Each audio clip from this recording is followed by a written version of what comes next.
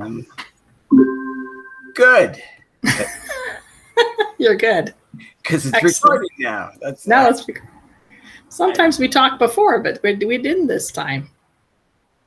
Yeah. So what'd you think of the movie? Well,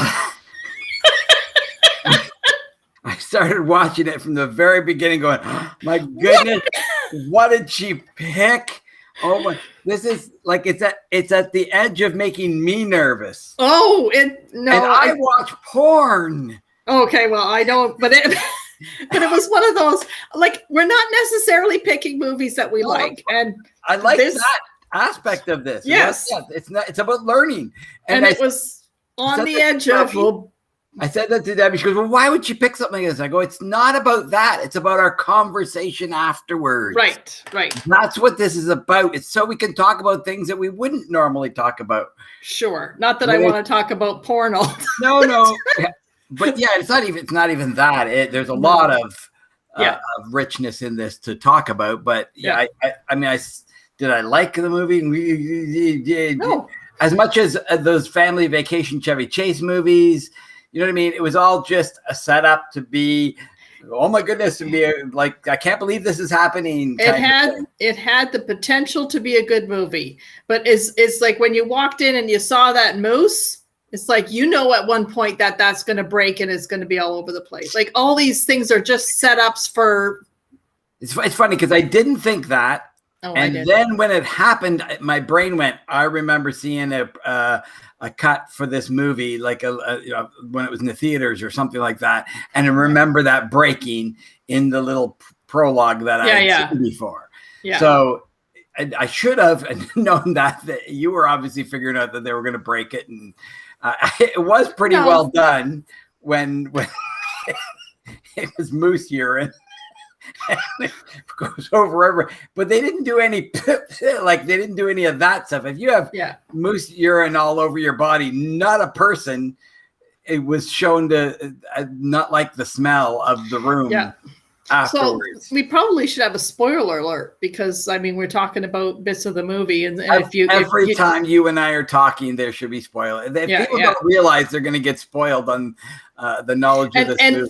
But I don't know that I would recommend this. It's there was parts of it that were like, okay, a little bit of delightful. And then they put such stupid scenes in that they didn't need to. Like he was talking about his balls for the first 5 minutes. And it's like, how much testicle talk can you do? Like, I can do a lot. I can do a lot. I can't. It's not that interesting. Sorry to say. I get why you might not, but like, have you seen the movie Superbad? No, but I'm assuming it's the same kind of thing. Well, it's even younger. It's about kids who are maybe 14 years old, 15 years old, all about trying to go to a party and get alcohol and get away with that kind of stuff. And the fat kid, he's always drawing penises on everything. And he just draws penis. So there's this ultra fixation of that's how he gets attention kind of thing by drawing dicks on everything. Yeah. And then the funniest scene in that was the one guy gets a fake ID made by another guy. And he buys this so he can go buy alcohol. And he's the nerdiest of kids. And the name on the ID is McLovin. Like Cher, one word, McLovin. Okay. And so now, his age is like 23. Yeah. And he's going, well, you do that because if you show that you're 18, then you're like right on the edge and they'll really do. Right. If you show 23, they'll all go so far over that. Yeah. It's got to be right.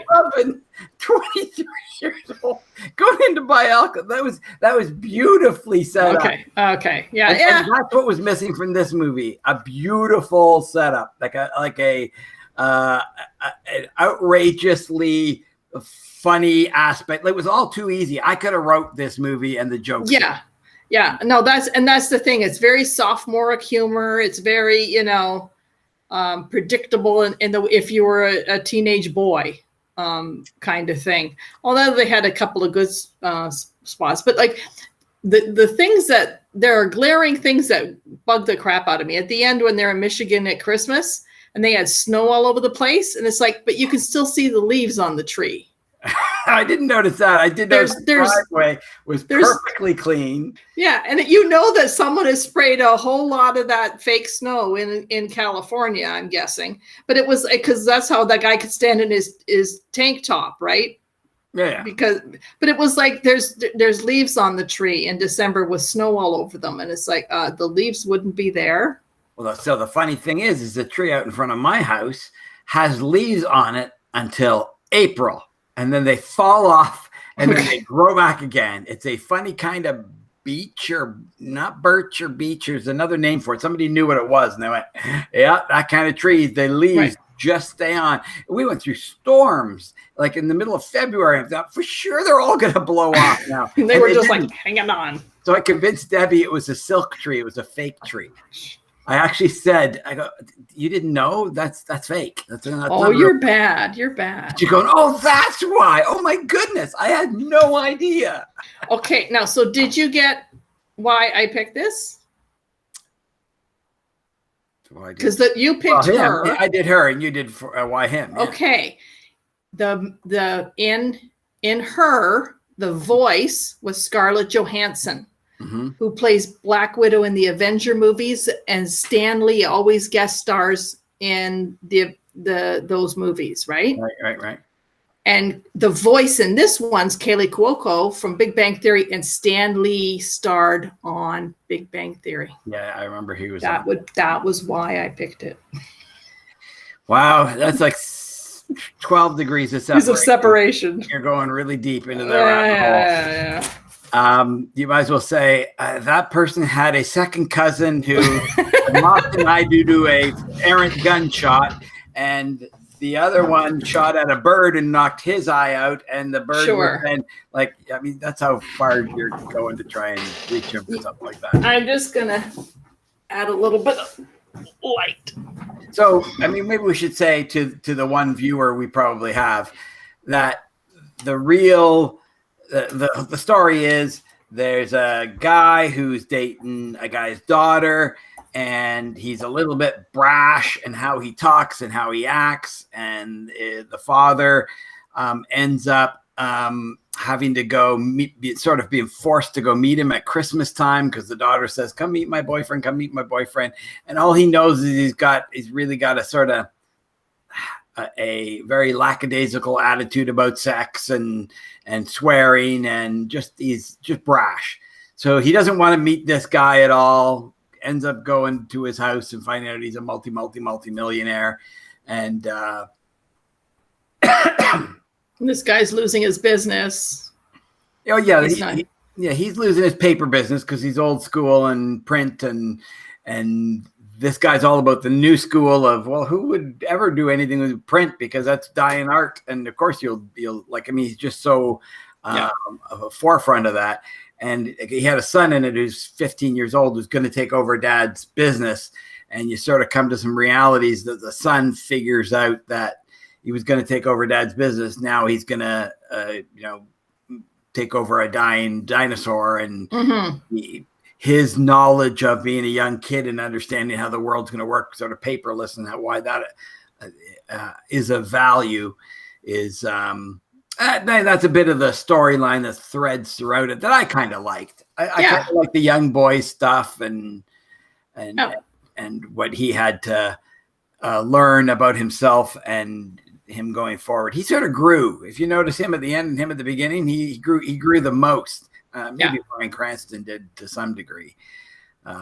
He learns to like the guy. Yeah. It's just over the top rich.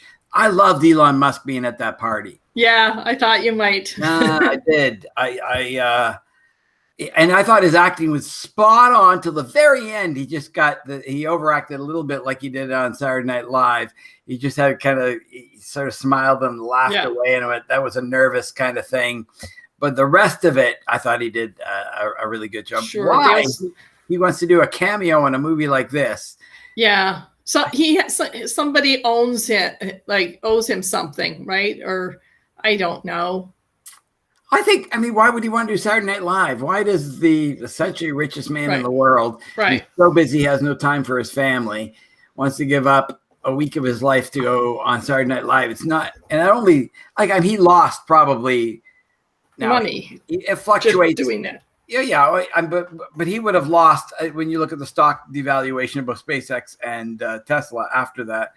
I don't know, probably lost, $8 billion or something because of going on Saturday Night Live. That's what it cost him out of his pocket.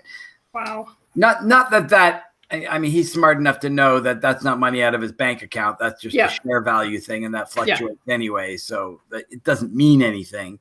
People all look at that and go, "I can't believe he would be so stupid to lose $8 billion. That could have fed so many people." It's got nothing to do with feeding people. It's not what that money means. Yeah. So we do have to say that the person who won the grand prize of we don't know what yet was Laura, my daughter. I thought that would be mentioned in this video because the word flutter budget we put at the very end of our long rambling review, and she had a very boring task, and so did listened to our long rambling, and then she won. But the fact that she stuck it out, the fact that she even watches it is. I saw my mom, and she even said, "No, I haven't watched it all." And it's like, even our mother. Even mom hadn't had the time to care about us that much. She never did, though. Not yet. Not since playing baseball in Kaiser Center in the. Well, sure, yeah, I know. She put out any effort for me, for sure.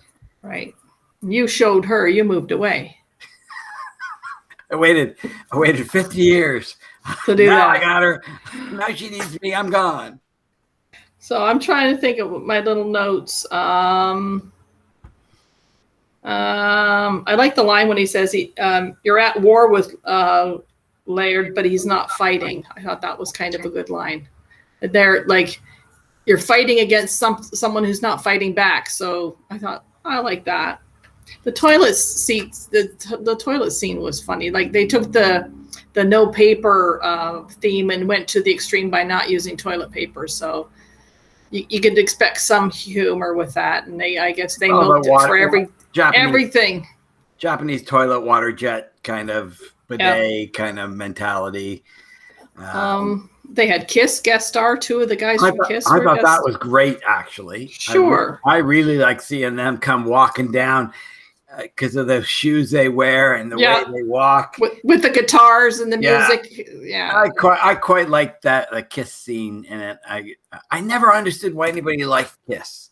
I never understood when you listen to their music. It's basic or rudimentary, or there's nothing like you go back to that time. There's Genesis and there's Queen and the kind of music that was sort of made, and it was just so like almost 2-chord kind of music is all that Kiss was. I never really got why people really liked it. Either you were fans of it or you weren't. I think it's as much of the time as anything. Did you like the band Rush? Hardly. Yeah, what I knew of them. I was never a big, huge fan. I've got a documentary up on MB, and it's called Spirit of the Radio.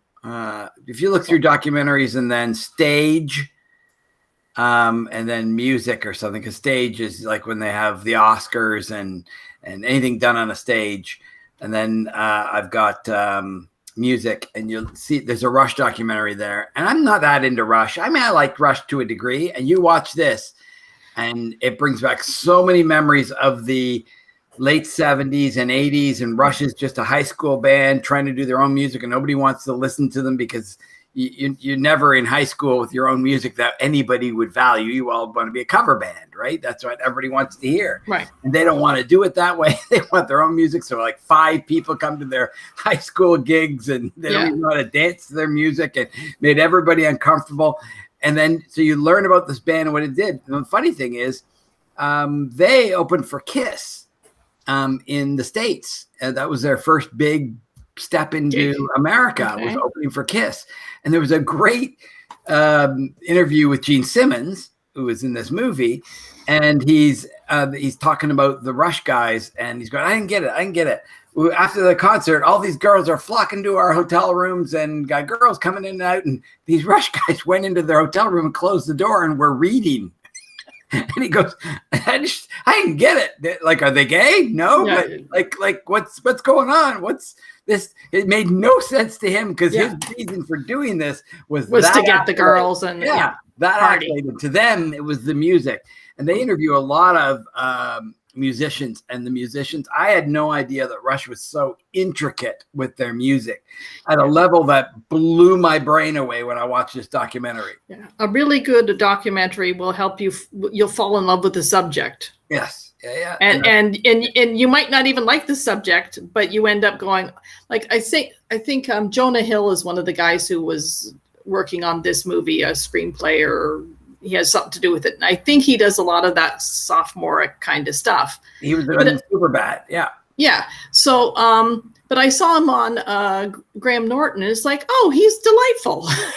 Yeah. You know, that kind, or you see him being interviewed, and it's like, oh, he's a nice guy. But they know what sells. They know what they're going to get money to do their next movie if this one sells. So they know what to do. It's unlikely they're going to come up with an Oscar-worthy thing unless they decide to go that way. He's been in a few. He was in Leonardo DiCaprio. What was that money movie? Not Dallas Buyers Club.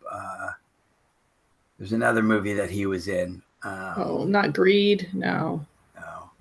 Something with Leonardo DiCaprio. About Wall Street. Yeah, stealing money from people with investments. And I think he's a fantastic actor. I think he was fantastic in Superbad.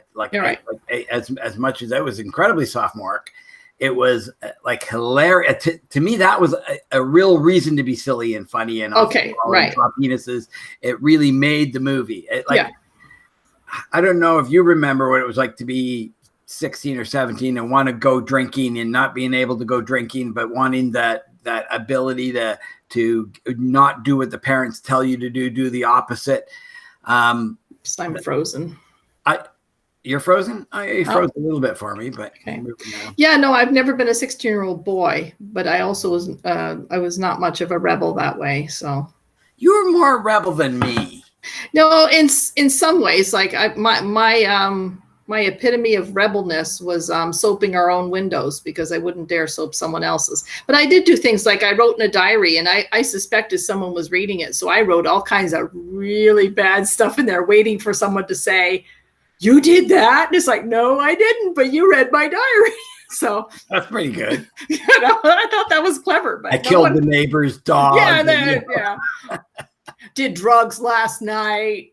That kind of stuff. It's like, have a family intervention. You don't understand. I was just trying to see who's reading my diary is all I'm trying to do. Yeah, so, no, I didn't read your diary. So. Whatever. But it was one of those things that, I didn't do a whole lot to I didn't want to. Yeah, but I did want to leave home. I was ready to go. You were ready to go at an early age. I don't know. I would have stayed longer, although I'd sort of done my time. Dad and I were at sort of opposite ends, butting heads a little bit too much. I had the issue with Jennifer that to me, she just got away with murder. And it was just, it's so funny when you leave home under those conditions, even though I had nothing. I remember in my first apartment with Stephanie, we had nothing coming into it. Our kitchen table was a stool that was sat on the floor, and we used plastic knives and forks and spoons from Harvey's to eat out of. And then about 3 weeks into it, somebody was moving out, and they sold their utensils and their curtains. So 3 weeks living in the apartment, had no curtains. I could, for $20 or whatever, got to buy all the utensils and all the curtains and some other things. I forget what it was. So bought them. Now I had a little bit of substantially kind of stuff going on. And I bought a water bed that was like about, 4 miles away. And I had to go with a friend and carry that. And hope you emptied it first. Obviously took the water out, but carried it from the one building to the other. I think I did two trips carrying the wood, and then it's just what you did. And I didn't even mind doing all that. When you have nothing, there's something fun about having nothing. Yeah. So when this millionaire guy, Laird, the tech millionaire, I wondered how in the heck did he get that much money? Because he seems like such a doofus, but had good people around him. I wonder, was that chef a real celebrity chef, or was that an actor? Well, I think so. Met Elon Musk and said, "You're Elon Musk." I'm pretty sure he was gastronomy kind of. Yeah, although it was really funny when he made them eat paper. Yeah, I thought that was great, and that was a great one. And the way with paper around. Because she was eating it, kind of like that was pretty funny. Now, I had a gastronomy dinner on the boat with Nigel, Debbie's brother, when we did a cruise, and we went to one of the nights at a very fancy restaurant on the boat, which is little test tubes full of smoking things, and Jello mixed with squid ink mixed with hydroponic bean sprouts grown in the Himalayan stuff. A little bit like when he did the Kobe beef from the needle and shot it in. That was funny. He said, that was remarkably good. Exactly. He said that wasn't so bad. But what was the thing? So he had a glass of white liquid, and then he drank. Like, I forget what they said to him, some words. I should have gone back and rewound it to watch it. I didn't, though. Was it eggnog? No. Yes. He said you're right. It was eggnog, but it wasn't eggnog because he said it's something eggnog, but which obviously meant it wasn't eggnog. It was a way to replace eggnog with something. Right. So the wording made it obvious that it's not eggnog, but it looks like eggnog. He goes, "Oh, eggnog, great." And then he starts drinking this. And I don't know, I think it was after the bukkake joke that he ends up he looks down at what he was drinking, because it could have been like bull sperm or something. Right, yeah, for all he knows. It was that strange of a thing that I think if I were to watch it again, I could put some stuff together to find out what he was drinking, because that wasn't a direct, obvious thing. That's the sad part, is to think that you have to watch this more than once to get the depth of the because it was so bad in a certain way that it's like you hardly to know that they agonized over it. Okay, if it'll add another layer of depth if we can get the mother to eat paper. It's symbolic, you see, that kind of thing. Yeah, James Franco was in that movie that got in trouble at Sony with a North Korean leader. The Interview. The Interview. Did you see that movie? No. That's a pretty good movie that he's in. Right. I think it was done well, but it was it was what do you call it? Where you have it might controversial. It was because the leader didn't want it, and so the hackers supposedly broke into Sony and wrecked a whole bunch of their stuff. And also the hacking thing was funny too. When that was sophomoric to the end. But it was from my perspective, right? Of course, but it was like haha, I got you. That was cute. What I like is that they had the characters I want to talk about costumes. The guy Laird wore pants that never the crotch was down at the knees all the time. Yeah. So his wardrobe showed you who he was, and the father wore what Martin wears. He had a plaid shirt, and it's like, oh, Martin has that shirt.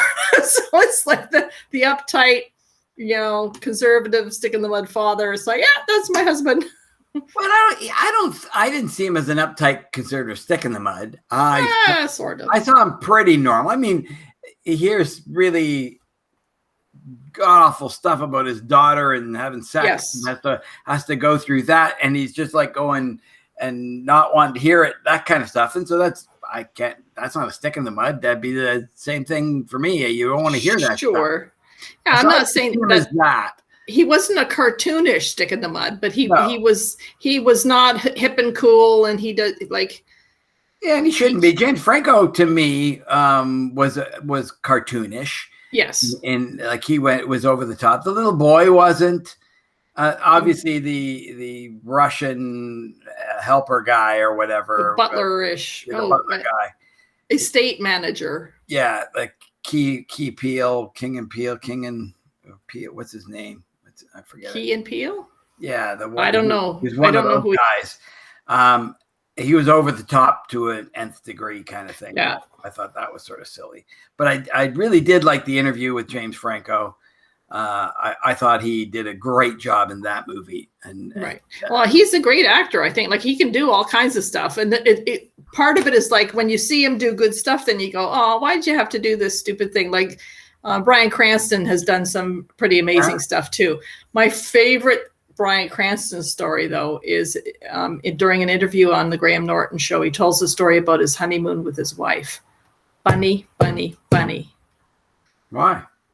You have to listen. No, I can't. We give away a whole movie story. We give away what happens in a movie, and nobody's paying $26 for the DVD. I'd have to go through the whole thing. He's talking about his honeymoon with his wife, and they're on the train, and they're in the cars on the train, and the guy told him with a wink that you go into the tunnel, and then you could for 2 minutes, and then you're out, and then the second time 2 minutes, and you're out, and then but the third tunnel, you have about a half an hour in there, so it'll be dark. If you would like to do anything honeymoon-like, you can do that. So he's talking first tunnel, yeah, second tunnel, yeah. And the third tunnel, it gets dark. And so they start taking off clothes and doing stuff in the car on the train. And it's starting to get light. And it's not 2 minutes. It's not a half an hour. So they get caught. And then the people behind them are going, don't look. And it was just the way he did it was just a perfect description of storytelling. He just did such a good job of it, and it's like, oh, dude, you make me laugh. So yeah, I like him a lot. I mean, he's obviously great in Breaking Bad. I didn't see that. I saw him in the movie with Kevin Hart. He played a quadriplegic. So he was good in that. But yeah, he's a sort of father figure. He looked so much older than Megan Mullally, whatever. I've always liked her and things that she did. She's, always the same kind of person, plays the same kind of thing. But I've always really liked her. I like her. She's in Children's Hospital. She was in Will and Grace. Yeah, but this thing I really like, Children's Hospital, and she plays the chief there. Her husband plays in the in Children's Hospital a bit too.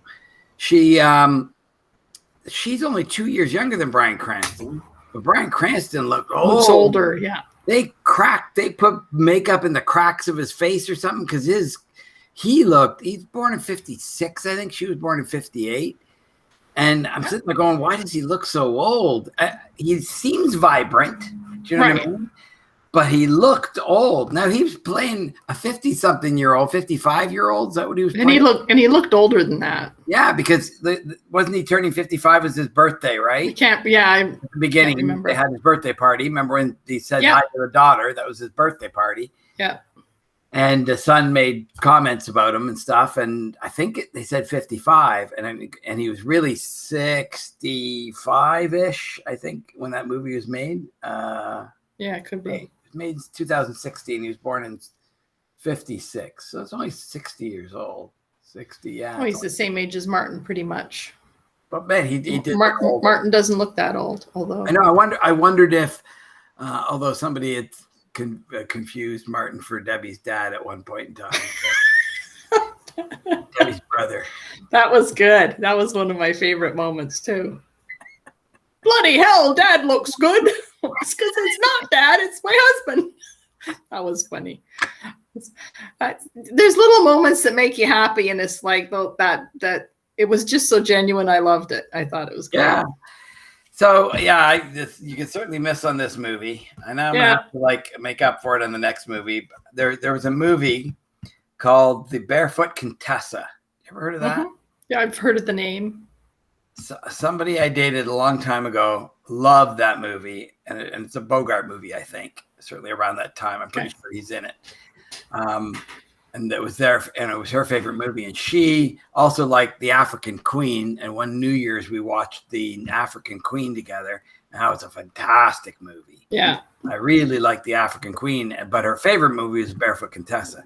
So, and I've never watched that. I have it. So maybe I'll pick that one for the next one, just so I can it's like cleansing my palate after. Yeah. Oh yeah, no, that was. It's like I can't, and I can't even say watch this movie. It's like, no, you can skip it unless you want to, hear testicle jokes. And I normally like them because I Superbad has them, and if you should even just watch a bit of Superbad. It can be done well. Like the sophomoric doesn't necessarily have to, like, it's not necessarily bad taste. It's like when something's rated R, I'm not usually quick to like it because it's usually, either for language or sexual content or violence. And I'm not huge fans of watching any of those things, but sometimes it's applicable. Like any violence that they had in The Godfather was so exactly where it needed to be to tell the story.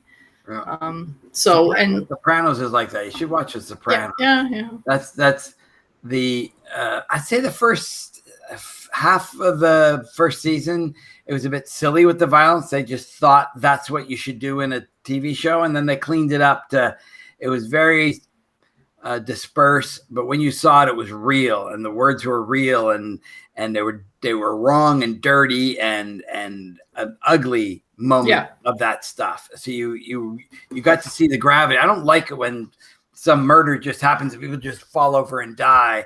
Right. I like it when the people have fear before they die. The same thing you would go through, and when there's shock involved with it all, like, and you're building it up in your own self of putting yourself in that situation. That's what happens in The Sopranos. And the worst part of The Sopranos, which is also the best part, is Tony Soprano. You fall in love with him, and he's a despised, hateful character, and you don't know why you're rooting for him because you're not supposed to. Right.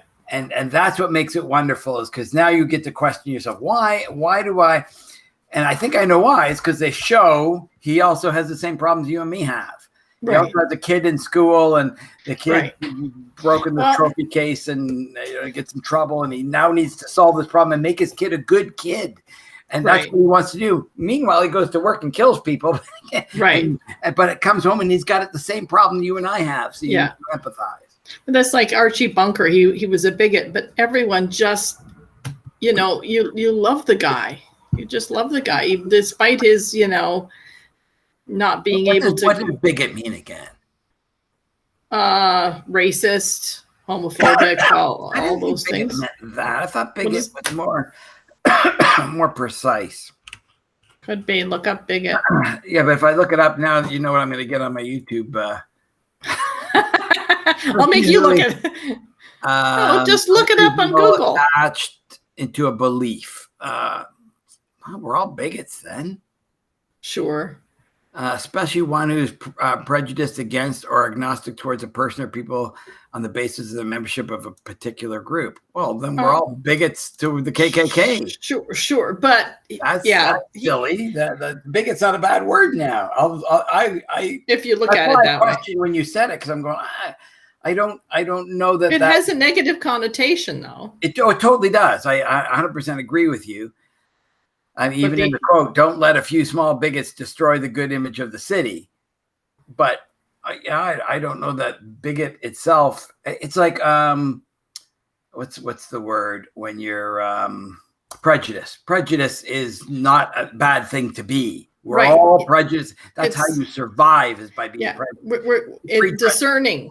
Discerning is judging it, and you need to. You do that when you cross the road. Do I have enough time to cross? You're prejudiced on your decision. I have enough time. I'm sure I can do this. Other people, no, go. That's just what prejudice is. Yeah. And there's nothing wrong walking down a street and going, I need to be careful. I'm nervous that guy might steal something from me, or I want to lock the doors of my car at this intersection.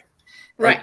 You're prejudiced, and you should be. That's the way. But it's become a politically incorrect word because it means that you've got opinions about somebody or stereotypical or whatever that are wrong, but it's become politically incorrect, socially unacceptable to say prejudice but they're doing that with anything. They did that with my daughter Karen's name. They took the word Karen and made it a thing, and it's like, give me a break. So if you're part of a comment section and some guy calls you a Karen, you're supposed to be, terribly upset because it was, he's thinking of the lowest word he can call you and he's calling you a Karen. And it's like, ay.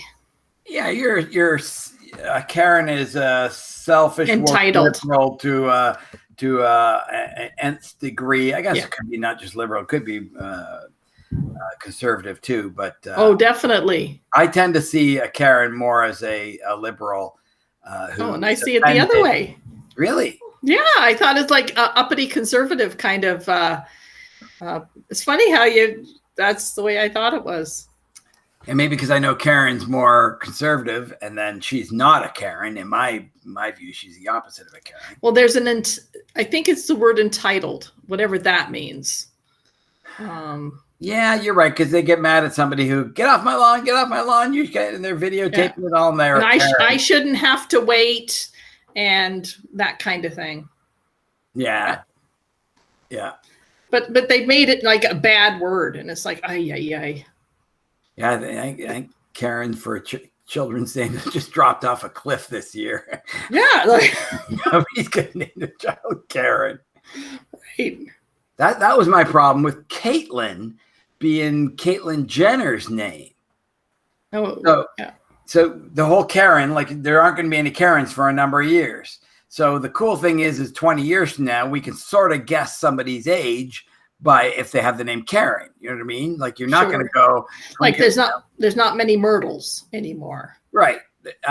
But Caitlyn, there were no Caitlyns in 1961 or whenever Bruce Jenner was born. You know what I mean? Like there weren't any Caitlyns. Right. So if he, at that moment in time, goes, but I'm really a woman. I really feel like one. Well, he couldn't have been a Caitlyn. He would have been a Mary or a Sally or a. You know right. It's a name, but it's not. It doesn't even sound like Bruce. So he's picked it for a different reason. Right, but he's picked it to be younger because.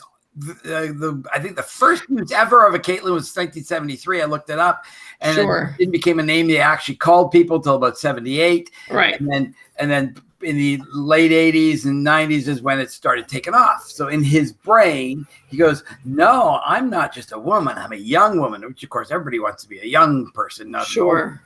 And that's the mistake: is you never dreamed you were a Caitlyn. Right, you only did that later to be younger, and that. The thievery that's the less genuineness about it. That's right. And if you would have been a Mary, or I always felt there was a Gladys, or it would be interesting to find out why people pick their names when they have a chance to do that. Because if you're transgender and you choose a name, why do you pick that? That would be really interesting to. We know Caden. And that was a great one because KD, you'd call Caden KD as a nickname, and it's simple for when the mistakes are happening. You still call them the right name. Like that was a brilliant move. That leads to everyone's comfortability who don't understand or don't know or make mistakes or whatever. I thought that was brilliant. I wouldn't have come up with it. No, I thought KT and with a K and like. Kevin Thomas or something like that. And then you would still have, there's remnants to you, but sometimes you don't want any nods to who you used to be. You're trying to break out and be new. So, but it's why you choose it. It's just interesting. I find it fascinating to, people who, choose to honor someone or, there's a reason behind when you get to choose your own name, because who would you be if you weren't Jeff? What would you pick? Yeah, well, I wouldn't pick Anita. Do you know why? And it took me a long time to figure out why I do not like my name. Why is that? It is spelled Anita. Phonetically, that does not say Anita. It says Anita. Anita would have an E in there. Okay, yeah. Anita. That's what it should be, Anita. And it's like, that's not my name. That's Anita, but it doesn't spell that way. It doesn't spell properly. But I didn't know we called Laura, Laura. But one of the first times we met Scott, he had mentioned she could be called Laura because it's Laura would be an O. And it's like, he's right. Because it's like, we just called her what everyone says that, even though it's technically not the way to pronounce it. But I disagree with that, because the pronunciation is what evolves over time anyways. Right. And so you're gonna Laura, Laura, and Lora, they become Lau. You don't Laura. You don't have to say it that way. It might be a correct way, but now that's a correct way. Right. And you get to choose what the people, like I could say, no, you all have to call me Anita, because that's my new name. That's how I pronounce it. But it's like, no, I'm not going to do that. I don't like it. I think I would have liked to have a really strange name, but when I was born, not now. I don't want to pick I don't want to be Picasso now, but if I was born and they called me Picasso, I think I would have liked that, because there was a study done on people with very strange names, and more of those people succeed in life because they had challenges at a younger age to overcome. It's like a boy named Sue. Yeah, you have Johnny something Cash to overcome, and you by overcoming the teasing or the fact that you're standing out like a sore thumb, that kind of thing, and you find a way of even Elon Musk. You know what I mean? Like Elon. How many people you know need Elon? And he becomes like that guy.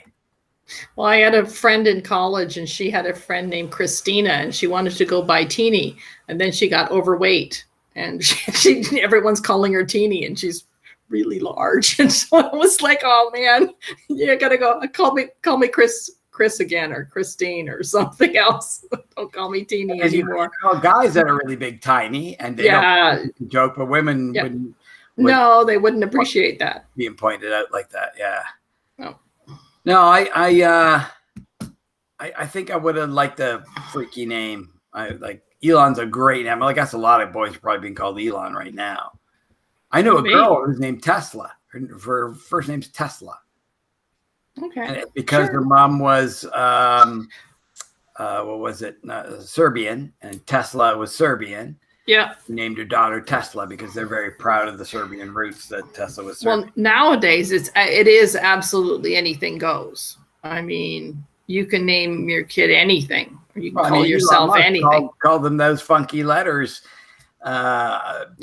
Ash something or whatever. Right. After the SR-71 or the YF-12A, the airplane that Doug and I both really like. We're both going, that's a great.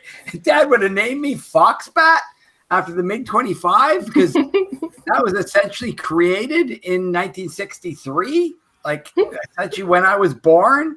Okay. Tesla, I've called it Foxbat. You have to name your car something, right? Like, just put your name if you want to, but I named it Foxbat because I name all my computers after Russian airplanes, and Foxbat is the one I most I value. It's an old plane, but super fast and unknown to North America for a long time, and scared America because it was new technology that the Americans didn't understand. And so I adhere to Foxbat, and that's why my car I didn't have a computer currently named Foxbat, so I get to name my car Foxbat. So that's the word of the word of this show is Foxbat. And if anyone says, texts or emails us and says Foxbat, then they will win the prize and get mentioned on the next show. That's right. That's what the prize should be. Remember, did I tell you when I did my TV show and who had asked questions to people who called in, and I'd say, and the prize is for everybody you get 100 points or whatever, and then at the end of the year we collect up all the points, and the person with the most points gets 1,000 more points. That's oh my goodness, when we give away on this show, I remember like joking about it that that's what bugged me about TV shows when they had for the first correct answer it's 1,000 points, then 10,000 points. Why not 1 in 10? What's the way? You're just fractional units anyway. It's not the number of dollars you're talking about. You're just talking about points. Right. Why would do that? Okay, now we're not talking about the movie anymore. We're the not movie was. to. No, I know, but all the way to bigot. No, I know, but we stopped talking about the movie a long time ago because it wasn't that interesting. It was like we summed it up as like, eh. Well, we tell nobody to watch it. Sure, like yeah, it was like you don't have to. Yeah, don't waste your time unless you're a Franco fan or a Bryan Cranston fan. I think you want to avoid that movie. I thought Kaley Cuoco. Yeah, I thought she was going to be in it because I saw her name in the listing. I was all excited going to see her in the movie. Just the voice. Yeah. And both voices. I thought that's why you actually picked this, was because there's an disembodied voice that was sort of. I didn't know enough about the movie to pick it that reason. That was the best tie-in of the two movies. No, it's the fact that the disembodied voice, both of them acted with Stan Lee. You can wrap that in now as a way, but in the end, when you look at it, both movies had a disembodied voice that's a high-ranking Hollywood starlet. Yes, and both of them made the top 10 earning from 2019. Both Scarlett Johansson and Kaley Cuoco, because of Big Bang Theory, were top 10 earners for female actresses. Just thought I'd throw that little tidbit out there because I know stuff. Okay. I looked it up. Well, that was good. I'm glad we had this talk and we both came to the pretty much same. It's not like Aardvark where I loved it and you went, I didn't. No, I didn't.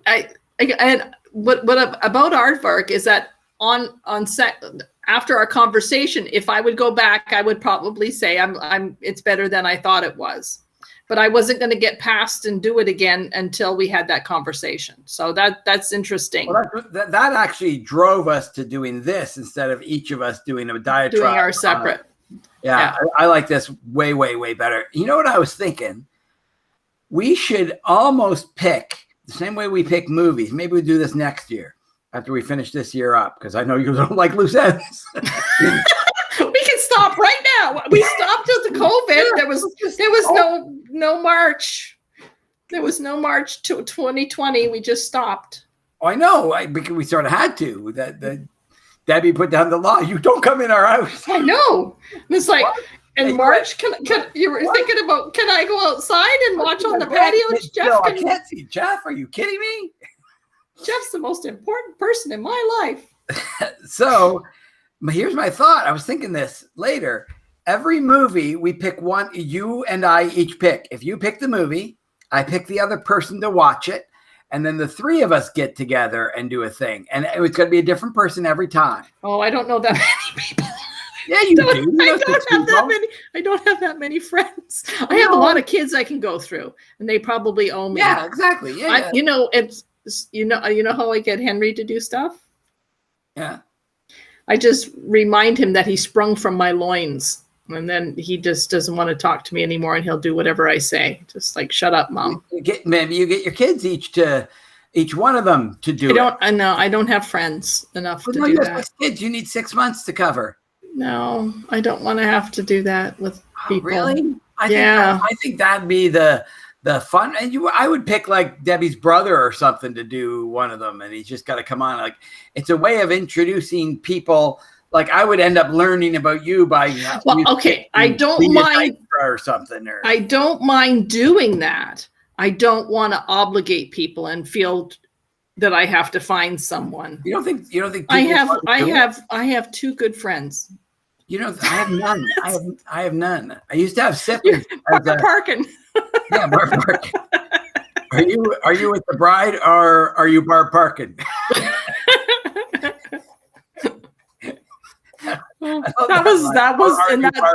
That was hilarious, and it was true. Yeah, that's the thing. Exactly. Very true. Sip would have gone on Debbie's side because he's known her longer. Because you would think Sip would be able to go on mine, but he couldn't for the fact that he's known Debbie a lot longer. Yeah. But we don't have to worry. Even I would go on Debbie's side. I would move. No, you wouldn't. She's fed me. She's fed me. Cooked to me. I'm sure she's fed you, but I would no, I would stay on your side. There's got to be somebody there, so I'll be there. Me and Sip and Barb Parkin. And the guy who was let out of prison 15 minutes ago and was paid $10 to come sit down on my side. That's right. Yeah. What, $10? Okay. Just let them know at the homeless shelter. Man, paying money to sit through this wedding ceremony. Must have a suit jacket. That's all you need.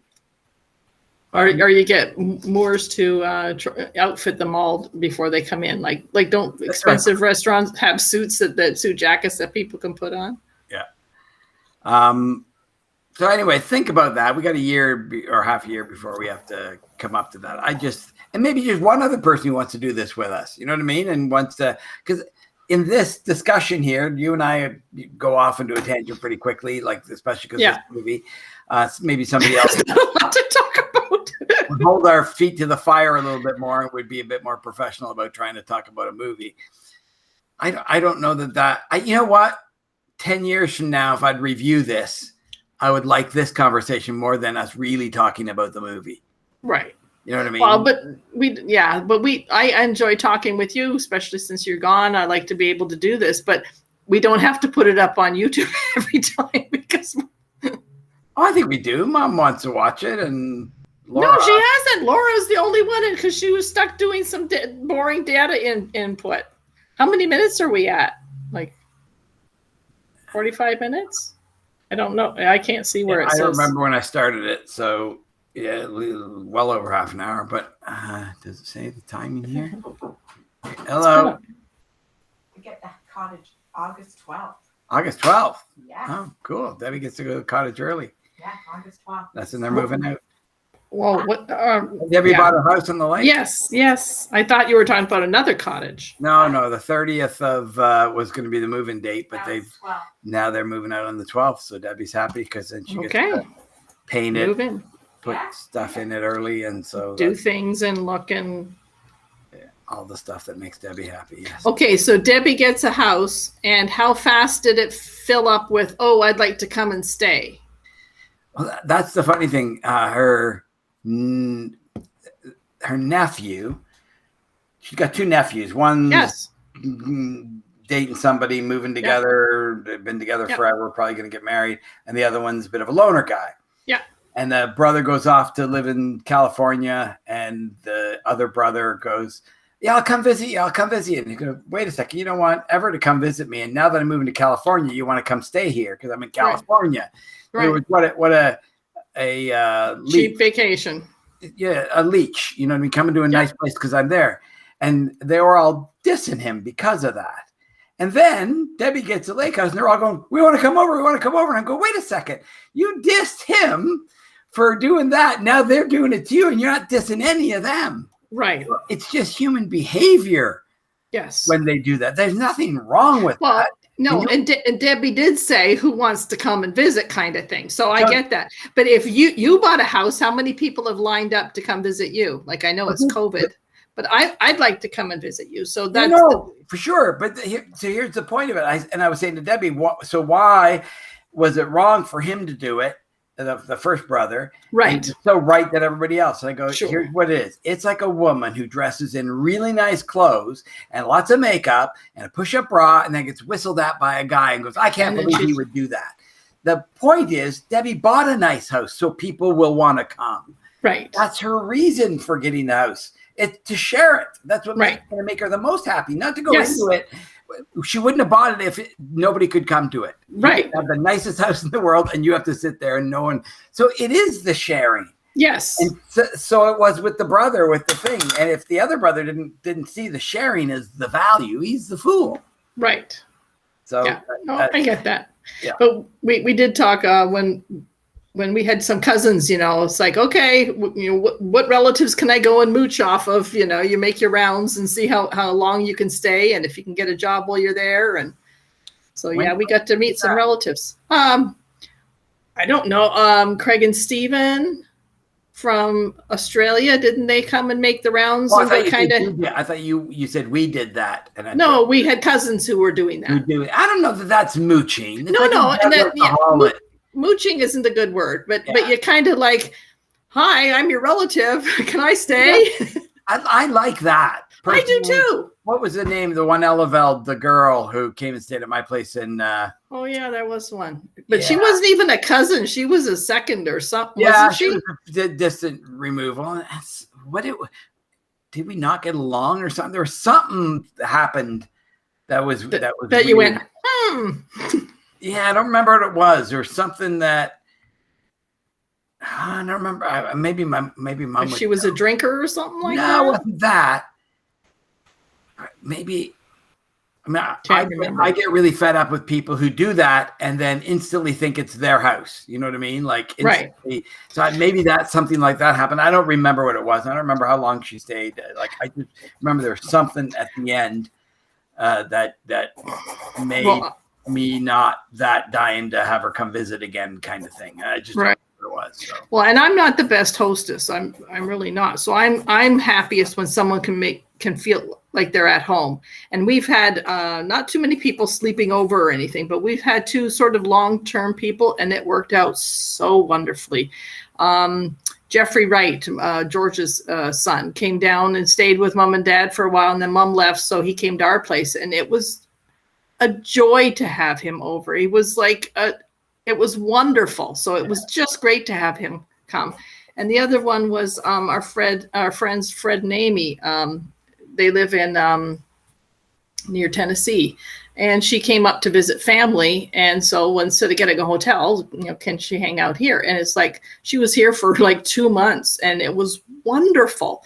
We left on vacation, and we left her in charge of the house, and it was just great, and it was perfect being a guest. So, but we also haven't had too many. Oh, that was awkward. So that's probably because you are similar to me and the opposite of Debbie. When we have a guest over, we're not assuming that they came to only spend and eat dinner with us and go out with us, that they're doing the same thing they do at a hotel. And that is having a place to stay. And if they interact with you, they interact with you. If they go somewhere else, they go irrespective of you. You're not. Debbie has friends over, and she has a spreadsheet with every hour planned of what you're doing for the whole time. And I'm the opposite. You want to come visit me? Yeah. Good. We got a room. If we get together for dinner tonight, we do. If we don't, if whatever happens, I'm not going to drive your vacation, and you're not driving your plane. Yeah, and I'm most happy when you'll help yourself to whatever in the fridge, because that's when you want to eat. But if you're not sitting there staring at me saying what was for breakfast, and mostly because I don't know how to make coffee, and people who love coffee, and I don't know how to do that. So it's like I just as soon not have that pressure. Well, it's one less thing I'm going to forget when I become mentally unstable. As I get over, I won't have to worry about forgetting the fact that I can't make coffee. Yeah. There you go. Put that in my head in the first place. It's not. I will not lose that ability. Right. So that's one thing I can say is I've not lost the ability to make coffee.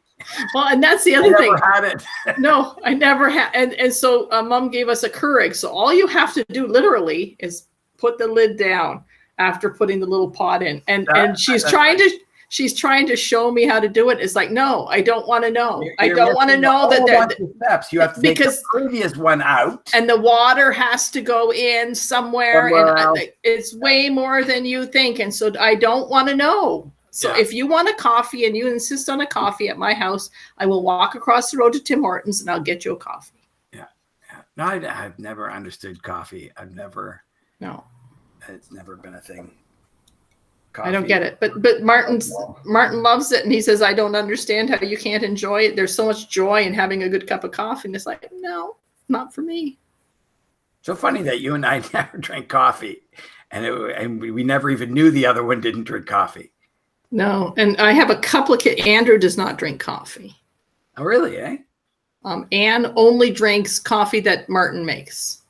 Like that's the only coffee she has, is like she'll never buy it or anything like that. She will have her father's coffee. The only time I wish I could have a coffee is on an airplane. You smell that waft of coffee coming through the aisle when they're even the smell doesn't. I that's the only time I go, ooh, maybe I should have a coffee. But then you're on a plane. I want to sleep on a plane. I don't want to wake up on a plane so I won't drink a coffee. Snakes on a plane. We should watch Snakes on a Plane. Yeah, I've never seen that movie. That'd actually be fun to watch. It'd be so bad. There's the Sharknado. I got like 7. I got all the way up to Sharknado 7, I think. I'm telling you, it is so bad. Yes. It's great. It is. Yes. They didn't know that. Penn and Teller are on one of the episodes, I think. Because they all know that what they're doing. It's when they don't know. And then you go, huh. But those make some pretty good movies too. You see some of my 70s movies that are really bad that are wonderful in their ineptness of movie making, and I quite like that. There's something that I enjoy. I don't know that I sit and watch them. I just sort of go through them and watch a little bit and fast forward. And I like seeing the backgrounds and how badly a room is the painting on the walls, like what people lived in the 60s, we would think is a hovel now. Like it would be awful. And remember the honeymooners? Look at the honeymooners in their apartment. The little sink, the same sink that you wash your hands in is the one you do your dishes in. It's the only sink in the whole apartment. And it's dirty and like it's like we look at that and go, oh, they must have no money and be super poor. Yet at the time they were normal. They were middle class. Yeah. Well, I was reading Jackie Gleason's biography, and they were talking about how he never rehearsed. And it's like I was watching the Honeymooners. I watched all of the lost episodes, and they're all basically the exact same story. Yeah. Exactly the same story, Yeah. He has the same lines. He misunderstands something that she's doing, and he's mad at her, and then he's not mad at her at the end. Yeah, he has a bit of a dream, and he has a cockamamie scheme, or he mishears something, or whatever it is, and it's always the same. So you just have to remember what insert thing. Did you know there's an Everybody Loves Raymond done in India with Indian actors? With the same almost words. Right.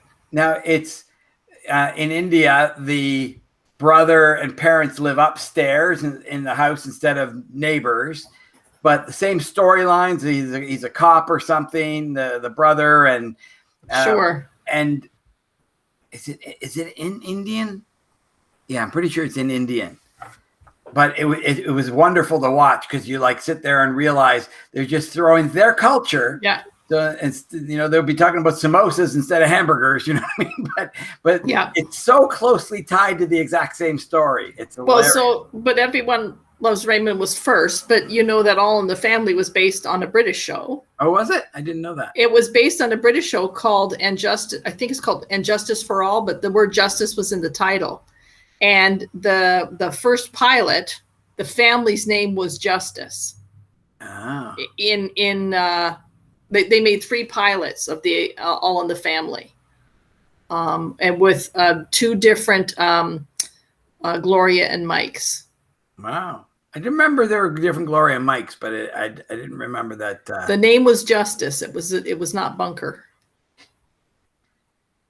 Yeah, no, I haven't watched it, but I like it. I got to give you a new connection to MB. Okay, we got to do that at some point in time. You got to delete your connection. Okay, now we've talked further into this. Now, Foxbat is nice that it's the code word, but then you haven't really listened to the whole thing. You haven't got to the bitter end. So the bitter end should be Bat Fox. That means you really listened to the very end. The word Foxbat, if they were still listening, then they don't need to get to this end. But if they go to Foxbat or it's as if we're not recording now. What we're doing now is not redeemable. No, I know. Unfortunately, I have it. I'll put the link in my blog saying we're talking about the movie, but I'm going to have to say, and then we're prattling on about all kinds of stuff. But these are wasted bytes that are going onto a server on Google somewhere, just. But I'll say that you don't have to watch it all. But then again, you don't have to watch the movie either because pass fact, your thing should be just pass this week. Don't watch our video and don't watch the movie. Skip to next week. The video is just us talking, and it's not that interesting. It's fascinating to you and me, but the rest of the world will be less thrilled by it. I agree. It's all good. Okay. Well, thank you for doing this. I now have to come up with another movie for next month that we can do at the end of the month. Because that's how I roll. I do end of month stuff. I know. I would do everything on the first. I'll be, and then you wait. Can we do it on the 29th? And it's like, well, I like doing this with you, the talking, because I would always wait till about 11 o'clock on the night before the new month. And yes. Well, I could even do this after 12 because for you, it's still an hour behind. But I wanted it to be on the blog for that month. So I have to write the blog and then say, insert video here because Jeff won't give me the thing until tomorrow. Jeff follows the rule to the letter of the law. And you want to be in front of it and have it all done. Well, if it's May's month, then it should have a date of May. No. Otherwise let's go back and do April 2020. Sure. We missed that one, so we'll go back and do that one next month. Sure. Okay. When you said sure, Martin says the same thing. Sure. Well, that's because sure. What's the common denominator in that? Me. Yeah, your foolishness of not foolish. I need it to be in order and see. No. I'll tell you, Jeff, how out of order this can be. I'll show you how nonsensical your way is in doing things. You're wrong. We go, sure, because we're okay with our nonsensical ordering. Right. And when Martin says 100%, that means I know he means 0%. Says, I agree with you 100%. That means. So whenever I see that one and the words refreshing. Because I would make something and it doesn't taste that great. And it's like, well, at least it's refreshing. So he now says, it was very refreshing spaghetti. Well, that 100%, when people say, what are the chances of that happening? And the fact that it happened, I always say 100%. Right. That comes from Penn Jillette. When he talked about people thinking, oh my goodness, this is so strange that this happened. He's going, no, that these things just happen. And it's 100% chance of it happening when they happen, not a strange. Right. So 3.2. That was from Penn Jillette. I think of him every single time. Usually Tracy would do it. What are the chances of that happening? And I'd be going, 100. Now she does it. She'll just say 100% when anybody says, what are the chances of that happening? Well, because it happened. It was 100%. Yes. It happened. Because it did already. You can say, what are the chances of someone landing on Jupiter? Well, right now, not 100% because nobody's landed on Jupiter. What are the chances of making it to the moon and coming back? 100%. Although before it happened, the chances were probably 30%. Whatever it was. Yeah. It was probably pretty small. But Elon Musk will take us there again soon. Any day, and you'll be on the boat or the ship going to the stars. I maybe wouldn't mind going to Mars. I mean, I wouldn't, but there are a lot of people that had some interviews of people. And did Penn Jillette? I think Penn Jillette interviewed one on his podcast. A girl who, who is from Calgary. Is booked to go on to Mars, and she's got a husband or boyfriend or. Well, that's one of the old ones. One of the early ones, and it was great when she was being interviewed, and I quite liked her reasonings and her stance, and it was very. It wasn't I'm a freak and I hate this world kind of attitude. You just. I still listen to that podcast, Penn Sunday School. I've listened to every single one of them.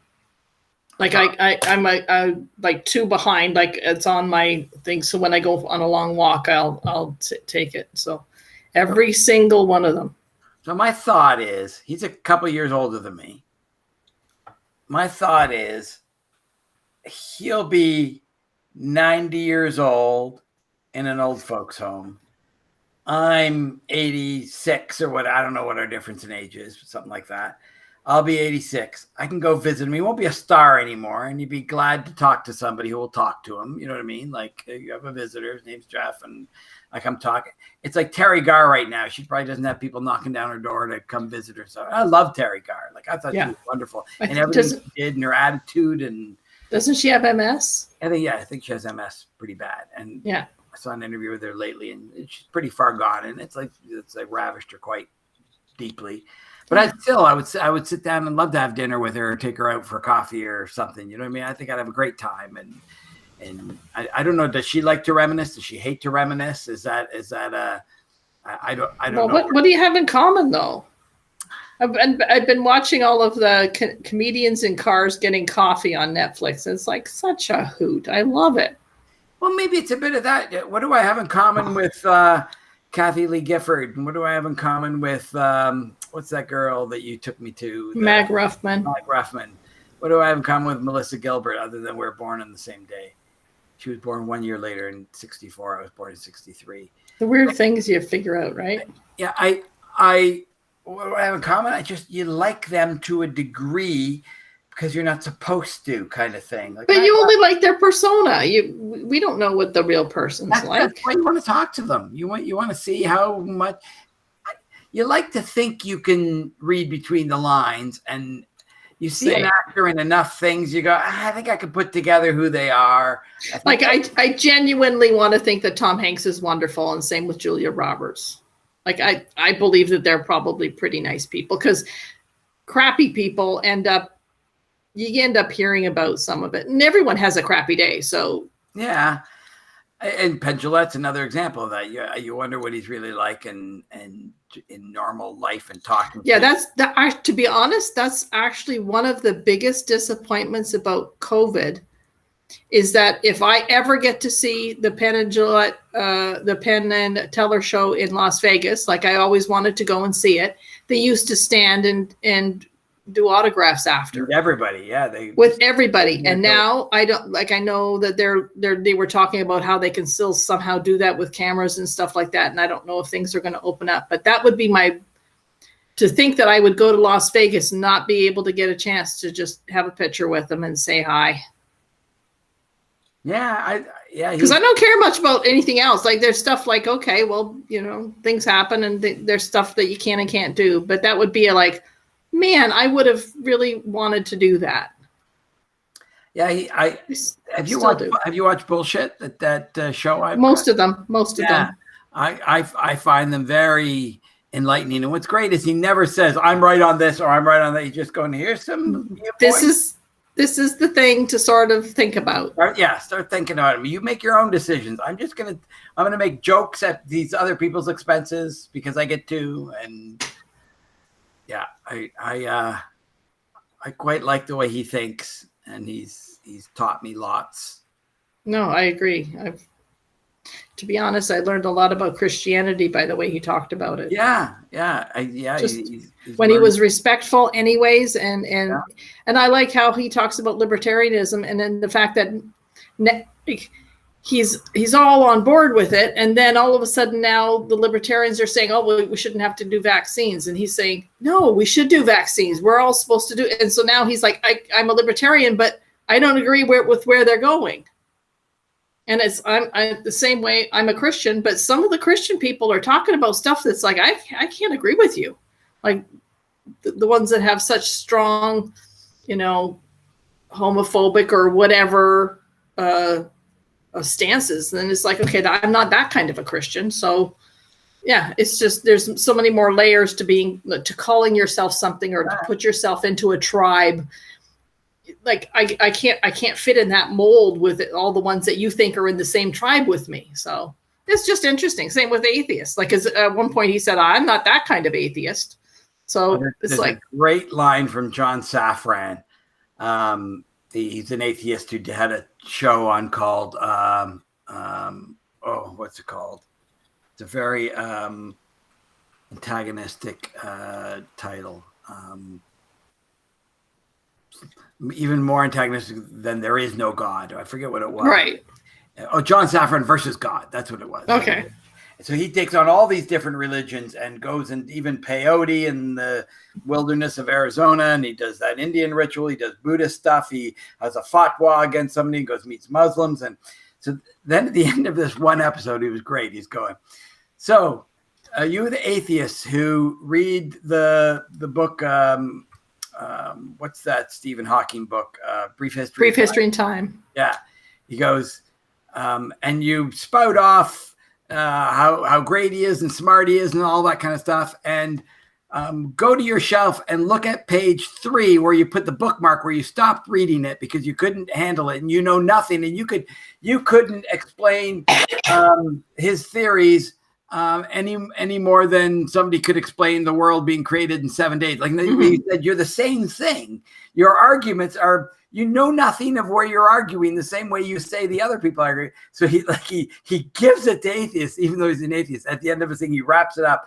I'll find the link to it and I'll tell you where it is in the video. And he did another one that it's a YouTube video, and it gobsmacked me. It was so wonderful. So he's there going, oh, we're gonna make a meal here. My grandmother's spaghetti recipe. You're all gonna love this. First, you take a little bit of rosemary and thyme, and you mix it in with the tomato paste, and we do it. Let's get the spaghetti out here. Oh, we gotta go get the meat. So he goes, follow me, and then all of a sudden you cut to him from the kitchen walking into a meat rendering plant. And they're putting the bolt through the cow, and they're cutting this thing open. It's still it's still like moving, and the blood's coming out and stuff. And they're cutting pieces of meat off. And he shows back up in his kitchen. He goes, okay, now we have the meat. And you're like, oh my freaking stars. Oh my freaking stars. Yeah, that's the way it's done. And we don't even want to look at it. And we don't want to look at chickens. We don't want to look at anything. We don't want to know. I'm all for eating meat and all that kind of stuff. And then you realize, oh, shoot, that's what I'm doing when I'm eating meat. Holy crud. I love when people throw knowledge at me of my own ignorance. You know what I mean? Yeah. Like, somebody had a great line. They said, what are we going to look at in 100 years that we now look today? Because 100 years ago, you called black people whatever you wanted to call them. You didn't care that they were in slavery. In fact, you know, why aren't we back to those days? Now we look at horrified that we had those kind of attitudes. Even the KKK members were in the White House and visiting, and they were friendly, and nobody cared about it. It was just a club. Yeah, we're aghast at that now. Yeah. What are they going to look 100 years from now and say and be aghast at us your forebears? I don't have any. No, I guess I have forebears, aft bearers. What are your progeny? Fore and aft. Progeny. That's offspring. Offspring. Progeny. Anyways, yeah. You will have kids that will look back, or kids and great grandkids who will look back at you and go, oh, she was terrible. She even believed this or thought this way. You wonder. You know what I think it's going to be? And then somebody came up with it. They were talking about this and said it's eating meat. Sure, because there'll be meat just grown in cubicles, and you'll grow meat directly. Like you don't have to have an animal to grow meat, or we won't be eating so much meat. And so the idea of killing an animal just to sustain ourselves, I think 100 years from now we'll just be wiped off the face of the earth, and they're going to look at us as terrible, awful, murderistic human beings to gratify ourselves with eating meat and thinking that that's okay. A way of sustaining ourselves at the expense of animals, and we were fine with it. Yeah, through it. Could be. Yeah, I thought that was a great, insightful kind of when people are able to, put themselves in that position of. Well, to wrap it up, maybe they'll be wondering why we still use toilet paper. To bring it back to the movie. Yeah. Just mean like squirting the water kind of thing? Sure. Can't imagine how that works, but I know. I've never done it, but it doesn't make sense to my brain that solves the problem that I would have with that. Right. I still think I need to wipe in my brain. Yeah. I don't know. I haven't tried bidets or anything like that. You have to talk to Henry, because I think they had a bidet at their last house. I might buy one for a toilet, and you can buy these contraptions you attach to a toilet, and it'll do all those kind of fancy things. Like, you know what we'll be getting soon? We'll be getting those raised seats with on either side, so we can get up. What do you mean? Because we're old people. What do you mean I'll be getting them? One day. You have one already? No, but as I'm saying, why would you say I'll be getting them? No, you will have them today. You have those? I don't, but I'm pretending that I had one and you were diminishing me. That or the Squatty Potty in the future when it's a present. But you're younger than me, so I should be doing that first. No, I'll be doing that before you. My Frisbee life has permanently wrecked a lot of me on that level. I can tell, like I can see running to the level that I did for as long as I did with the weight that I did has ruined a lot of those kind of things on me for sure. Yeah.